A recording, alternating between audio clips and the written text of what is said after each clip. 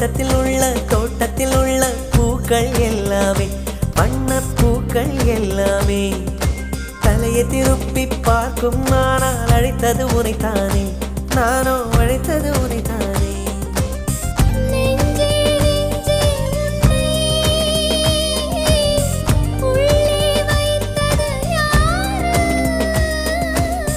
நீ வரும் பாதை எங்கும் என் நிறு உள்ளங்கை தாங்கும் இவன் யாரோ வந்தது எதற்காக சிரிக்கின்றான் ரசிக்கின்றான்